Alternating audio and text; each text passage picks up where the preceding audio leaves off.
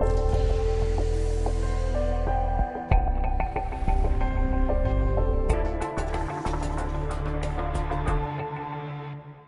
اعظم کے والد جناح پونجا تجارت کے ساتھ مشن ہائی اسکول کراچی میں پڑھاتے بھی تھے، لیکن انہوں نے قائد اعظم کو سندھ مدرسۃ الاسلام میں داخل کرایا کہ مشن ہائی اسکول میں عیسائیت کا پرچار کیا جاتا تھا اور سندھ مدرسۃ الاسلام میں بچوں کی دینی تربیت کی طرف بھی توجہ دی جاتی تھی۔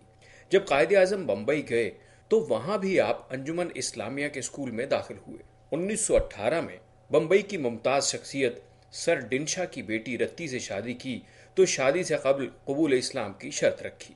قائد اعظم کی واحد اولاد دینا جناح نے جب ایک غیر مسلم نوجوان نوائل وادیہ سے شادی کی تو قائد اعظم نے ان کے ساتھ ہمیشہ کے لیے تعلق توڑ لیا۔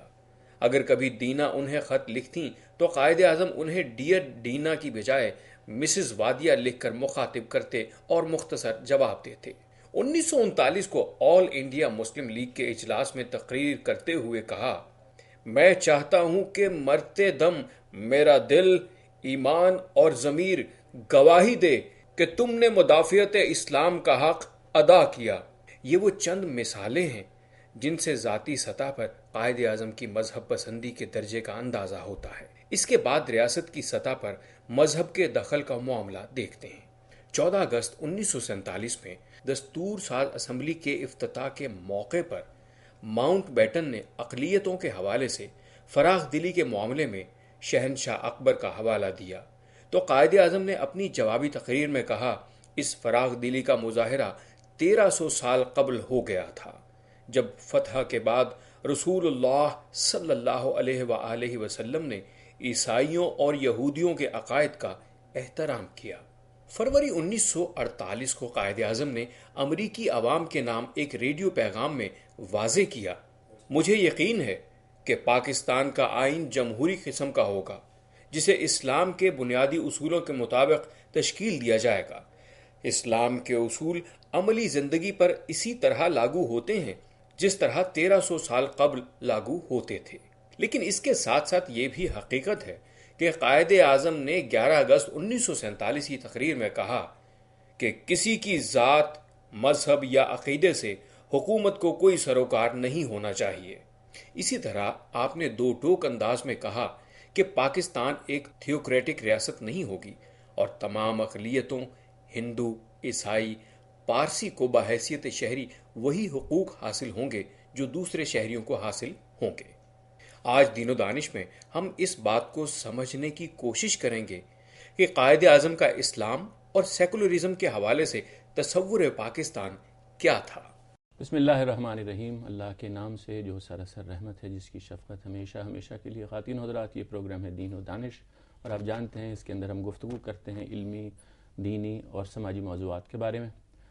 یوم قائد اعظم کے حوالے سے آج ہم نے اس موضوع کا انتخاب کیا ہے۔ آپ نے اس کا پیکج میں کچھ حصہ دیکھا۔ ہم اپنے معزز مہمانوں کا آپ سے تعارف کراتے ہیں۔ میرے دائیں جانب تشریف فرما ہے ملک کے ممتاز دانشور اور استاد ڈاکٹر مہدی حسن صاحب۔ میرے بائیں جانب تشریف فرما ہے ملک کے ممتاز دانشور اور کالم نگار مجیب الرحمان شامی صاحب، آپ کو بھی خوش آمدید حضور۔ اور ہمارے پاس ویڈیو بیپر پر ہوں گے اسلام آباد سے خورشید احمد ندیم صاحب۔ بہت شکریہ۔ میں ڈاکٹر مہدی حسن سے آج کے پروگرام کی ابتدا کرتا ہوں۔ ڈاکٹر صاحب، ہم نے قائد اعظم کی شخصیت کے بارے میں کوئی احاطے کا پروگرام نہیں کرنا، ہم گفتگو کو فوکس رکھیں گے اپنا اس بارے میں جو قائد اعظم سے منسوب یہ بات ہے کہ وہ کچھ جو قانون کی اس ملک میں نفاذ یا اس قوم کے اسلامی تشخص کے لحاظ سے یا سیکولر تشخص کے لحاظ سے جو کچھ بیان دیتے تھے، وہ کیا ویژن تھا جس کو آپ کیسے دیکھتے ہیں؟ دیکھیے، اس میں جو تنازع پیدا ہوا یا متنازع ہو گیا یہ مسئلہ، افسوس کی بات ہے کہ 63 سال بعد بھی فیصلہ نہیں ہو سکا کہ فاؤنڈنگ فادر کیا چاہتا تھا۔ اس کا وجہ اس کی یہ ہے کہ ہم نے سیکولرزم کا ترجمہ غلط کیا۔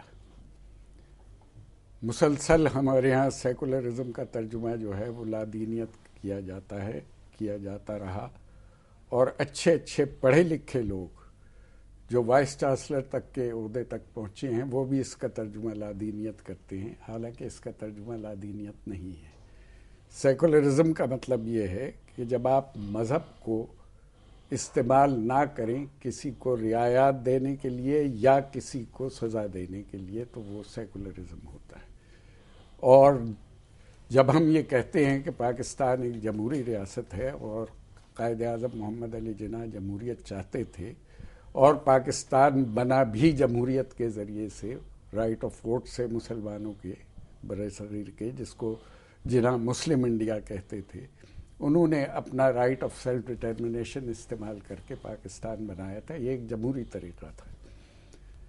تو جمہوریت میں جب ہم جمہوریت کی بات کرتے ہیں تو پری ریکویزٹ یہ ہے کہ سوسائٹی سیکولر ہوگی، کیونکہ لیکن ایگزیکٹ مطلب سیکولر ہونے کا کیا ہے؟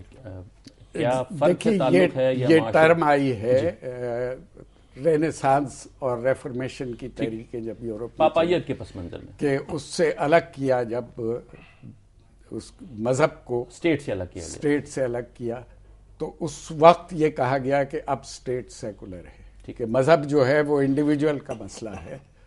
اور جناح کا خیال بھی یہی تھا کہ مذہب جو ہے وہ انڈیویجول کا مسئلہ ہے۔ یہاں میں بار بار بہت دفعہ اب کوٹ ہوتی ہے، اگرچہ کتابوں میں ابھی تک شامل نہیں کی گئی ان کی وہ تقریر جو سینسر ہو گئی تھی، اس کا آخری پیراگراف کا ایک سینٹنس میں کوٹ کرتا ہوں ود ان کوٹس، کہ انہوں نے کہا تھا کہ if you follow this policy you will see that after some time Hindus will cease to be Hindus and Muslims will cease to be Muslims, not in a religious not sense. in the religious sense. اگلا فقرہ ہے میں because religion is a personal matter of faith for every individual. It's not the state business. جی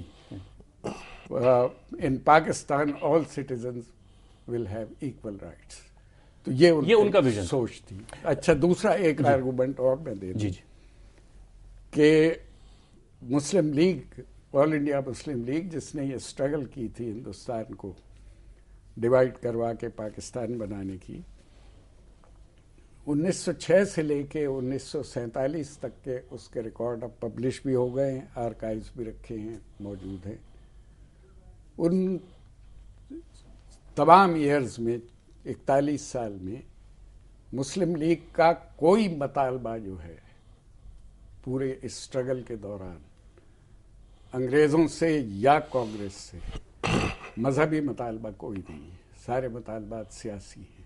صحیح، جس سے یہ ثابت ہوتا ہے کہ مذہب ایشو نہیں تھا، سیاست کی وجہ سے کچھ سیاسی ایشوز تھے، کچھ کانسٹیٹیوشنل سیف گارڈز اور پریولیجز۔ وہ بھی ایک دوسری بات ہے کہ وہ دو قومی نظریہ کی بنیاد میں مذہب بھی ایک عنصر تھا۔ مذہب اس لیے عنصر تھا کہ جو وجہ تھی وہ جو ایک آئیڈینٹی گروپ تھا جو اپنے حقوق مانگ رہا تھا، اس نے اپنی آئیڈینٹیفیکیشن جو ہے وہ مذہب کے حوالے سے کی۔ شامی صاحب، یہ جو بود ہے ہمارے ہاں قائد اعظم کی اس گفتگو کا، باقاعدہ ان کی ایک پارلیمنٹ کی اسپیچ کا حوالہ بہت اب آتا ہے سامنے، اس کے علاوہ بھی بہت سارے ان کے بیانات ہیں۔ پھر اس کے ساتھ ساتھ ہم دیکھتے ہیں کہ اسلام کے بارے میں بھی ان کے، جب ان سے پوچھا گیا تو انہوں نے کہا نہیں، اسلام تو ہمارا طے ہے کہ وہ بیک گراؤنڈ میں اسلام ہے، ایک قرآن، ایک پیغمبر، ایک خدا۔ آپ کیسے دیکھتے ہیں اس کو؟ دیکھیں ڈاکٹر صاحب، دو تین بنیادی باتیں ہیں جو ہمیں سمجھ لینی چاہیے۔ پہلی بات تو یہ کہ قائد اعظم کو انگریزی بہت آتی تھی، اس پہ تو کوئی دو رائے نہیں۔ قائد اعظم نے اپنی کسی تقریر میں سیکولر کا لفظ استعمال نہیں کیا، صحیح، کیونکہ، اور یہ جو 11 اگست کی تقریر ہے نا، اس میں بھی انہوں نے یہ نہیں کہا کہ پاکستان ایک سیکولر سٹیٹ ہوگی، کیونکہ جو سیکولر کا مطلب، دیکھیے ہر معاشرے کی اپنی ٹرمز کانوٹیشن ہوتی ہے، اس کی کانوٹیشنز ہیں، اس کے ایک چیزیں کیسے سمجھی جاتی ہیں۔ تو قائد اعظم کو اس بات سے اچھی طرح آگاہی تھی کہ ان کو لفظ سیکولر استعمال نہیں کرنا۔ اس کی وجہ کیا ہے؟ پہلی بات تو یہ کہ یہ سیکولرزم جو تھا وہ کانگریس کے منشور کا حصہ تھا، اور کانگریس یہ کہتی تھی کہ مذہب کا ریاست سے کوئی تعلق نہیں ہے، اور اس لیے ہم سب ہندوستان میں اکٹھے رہ سکتے ہیں، اور مسلمان اور ہندو اور کرسچنز اور پارسی، کیونکہ اسٹیٹ سے اس کا کوئی تعلق نہیں ہے۔ قائد اعظم نے اس کے جواب میں جو موقف اختیار کیا وہ یہ کہا کہ مسلمان ایک قوم ہے اور وہ بعض شرائط پر اکٹھے رہ سکتے ہیں، یعنی ان کی تہذیبی اقدار ہیں، ان کی اخلاقی اقدار ہیں، ان کی مذہبی اقدار ہیں، اگر ان کا تحفظ ہو جائے تو وہ پھر ایک فیڈریشن میں رہ سکتے ہیں۔ اگر ایسا نہیں ہوگا تو نہیں رہ سکتے. اس کے نتیجے میں پھر ملک تقسیم ہوا، یعنی جو انڈیا تھا اور پاکستان بنا. تو اب ہوا یہ کہ دیکھیے یہ جو قوم ہے یہ پنجابیوں کے لیے نہیں بنا، پنجاب تقسیم ہوا. یہ بنگالیوں کے لیے نہیں بنا، بنگال تقسیم ہوا. یہ سندھیوں کے لیے نہیں بنا، بلکہ یہ بنا مسلمان قوم کے لیے. تو قائد اعظم نے جب لفظ مسلمان قوم استعمال کیا اور اس کے حق کے خود ارادیت کی بات کی، اور دنیا میں ایک یونیک بات تھی کہ مذہب کی نام پر ایک قوم اپنا تشخص قائم کر رہی ہے اور اپنے لیے تحفظات مانگ رہی ہے اور نہ ملنے کی صورت میں ملک مانگ رہی ہے. لیکن آپ یہ بھی تو کہیں گے نا، جیسے ڈاکٹر صاحب سے میں نے یہ کہا کہ مذہب اس پورے پیکج کا ایک حصہ تھا. نہیں دیکھیے، یہ مسلمانوں کے لیے چاہیے تھا نا. دیکھیے اب بات یہ ہے کہ اسٹیٹ کیسی ہوگی مسلمانوں کی، یہ ایک الگ گفتگو ہے پھر، کہ اس میں جو مسلمان طے کریں گے نا، جو اسٹیٹ کے رہنے والے وہ طے کریں گے کیسی اسٹیٹ ہونی چاہیے. ٹھیک بات. لیکن قائد اعظم نے جو لفظ استعمال کیا پاکستان بننے کے بعد پاکستان کے نظام کے لیے، میں خیال بلوچستان میں انہوں نے کہا مسلم ڈیموکریسی. صحیح، یہ ایک مسلم ڈیموکریسی ہو. ٹھیک، بالکل ٹھیک. اب دیکھیے اس کے بعد خود قائد اعظم کی تقریر 11 اگست کی، میں اس تقریر کو اسی پس منظر میں دیکھتا ہوں جو میثاق مدینہ کے الفاظ ہیں. ٹھیک. کیونکہ جب رسول اللہ صلی اللہ علیہ وسلم نے ایک نئی ریاست کی تشکیل کی اور یہودیوں سے معاہدہ کیا، تو اس کے الفاظ یہ تھے کہ مسلمان اور یہودی ایک امت ہوں گے، برابری کی بنیاد. ہاں جی. پھر کہا مذہبی طور پر نہیں، شہریت کی بنیاد.